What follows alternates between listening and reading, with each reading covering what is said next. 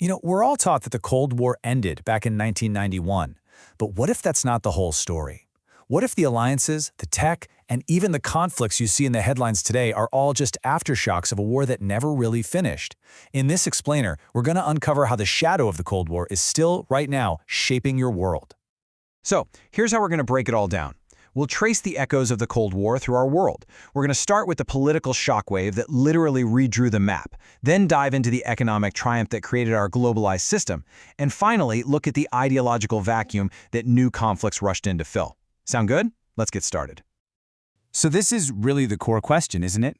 If the Cold War wrapped up over 3 decades ago, how on earth can it still define everything from our news to the very borders of nations? That's the puzzle we're going to piece together today. Okay, so when we say Cold War legacy, what are we actually talking about? Well, it's not just stuff for the history books. It's the aftershocks, the consequences that are still rippling through our world today, long, long after the Berlin Wall came down. The historian Eric Hobsbawm just nailed it with this quote. The Cold War was so foundational, it basically built the structures of our modern world, our alliances, our economies, our ways of thinking. And you can't just hit delete on structures that big overnight. So let's kick things off by really exploring what it means to be living in the echo. I want you to think of the end of the Cold War not as a final chapter, but as this massive explosion. And we're still feeling the shockwaves from it. Our goal here is to understand what those shockwaves are. The first, and probably the most immediate shockwave, was political. The fall of one of the world's 2 superpowers didn't just create a power vacuum, it completely shattered and then reassembled the entire global political landscape. And you can really see that shift right here.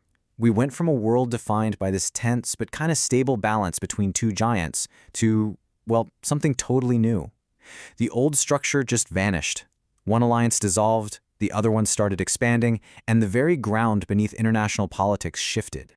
And listen, this wasn't just about drawing new lines on a map. The collapse of the USSR gave birth to new nations, sure, but it also uncorked all these long-suppressed ethnic tensions that led to absolutely brutal conflicts in places like the former Yugoslavia. And for a short time, the US was the undisputed top dog, creating what people called a unipolar moment, which created a whole new set of security questions we are still grappling with. All right, on to the second shockwave, the economic one. Remember, this wasn't just a military or political fight. It was a battle between 2 completely different economic systems. And when one side collapsed, the other didn't just win, it went global. It basically happened in 3 stages. First, the Soviet model of a centrally planned economy just failed. Then the Western model of market capitalism, which prioritizes things like free trade, started spreading like wildfire across the globe. And that led to stage 3, the super-globalized world we live in now, where all our economies are tangled together. But this triumph had some really complex fallout. For the old socialist states, the switch was often a brutal economic shock. For a lot of developing nations, it led to dependency and debt. And those massive military-industrial complexes that were built up during the Cold War, they didn't just disappear. Defense spending stayed sky high, making it incredibly hard to switch to a peacetime economy.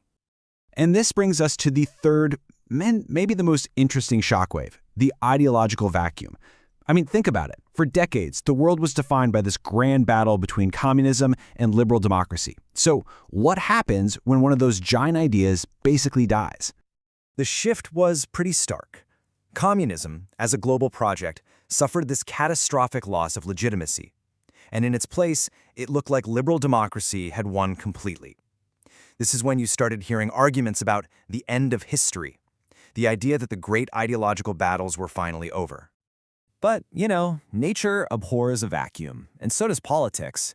The end of that central conflict didn't mean the end of ideology. Nope. Instead, other powerful ideas rushed in to fill that space. Fierce nationalism, religious fundamentalism, and all sorts of new identity-based politics. The game didn't end, the players just changed. Okay, so let's bring all this together in our final section, our world remade. How do all these political, economic, and ideological echoes combine to create the challenges that we're staring down right now?